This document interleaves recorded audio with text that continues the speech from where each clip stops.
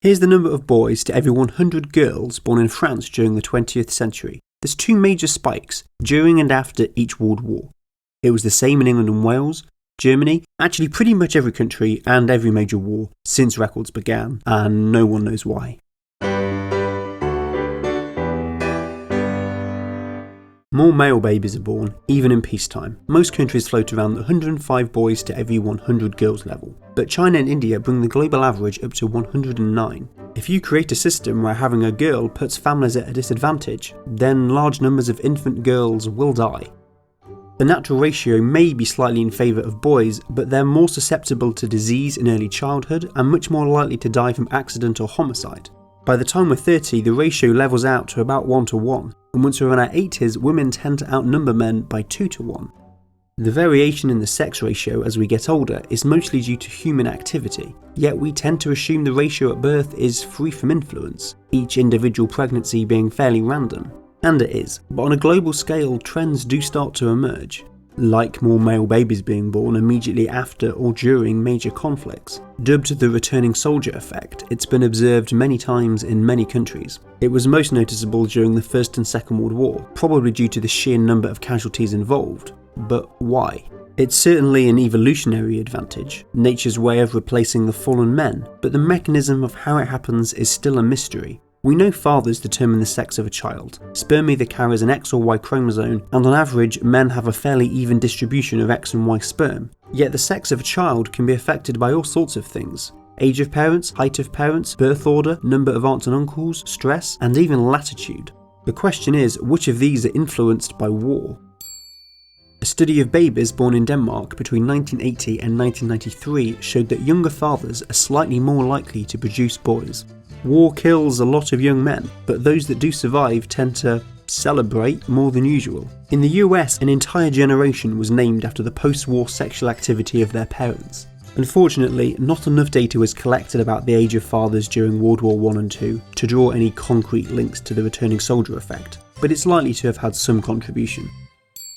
Many studies have actually linked stress to a decrease of male births. The sex ratio fell in Japan after their 1995 earthquake, East Germany following economic collapse in 91, and during the Great London Smog of 52. This implies there's something unique to war. Despite being one of the biggest causes of national stress, the sex ratio increases. Some have theorised that the jubilation of a war ending or of loved ones returning could have the opposite effect, the relief of stress causing a surge in male births. This would explain the distinction between war and other disasters. Earthquakes and market crashes don't have a definitive end that calls for celebration, but this theory still doesn't address the increase of male births during war. The biological mechanisms are still mostly unknown, and national relief is almost impossible to quantify. Taller men have more boys. Here's the height distribution of British soldiers that died during the First World War. The mean height was 166.26 centimetres. For surviving soldiers, it was 168.63 centimetres, a difference of 2.37, or just under an inch.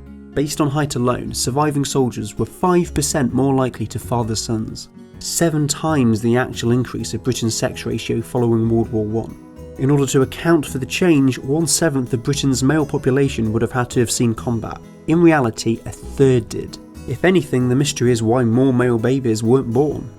This is probably the most accepted theory, but studies with bigger samples and in other countries are required before we can say that height difference is the definitive cause. And still debate continues as to why taller men are more likely to survive war, or why they're more likely to have sons.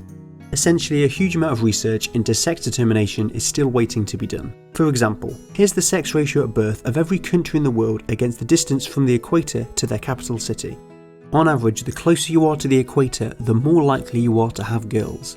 And whether this is due to temperature, economics or genetics is completely unknown.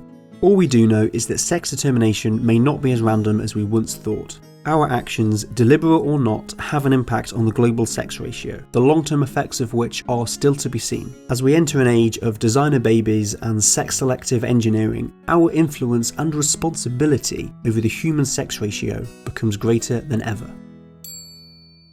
And now a message from top Patreon supporter Alexi. A summary isn't everything. Truth is inherently nuanced. Investigation that gives life meaning is worth doing, and in 2018, the greatest library is in your hand. Thank you to Alexei and all supporters. I've recently had videos demonetized by YouTube, so Patreon is really helping to keep the channel active. If you'd like an email when a new video comes out, then join my mailing list. Links in the description. And as always, thank you for subscribing.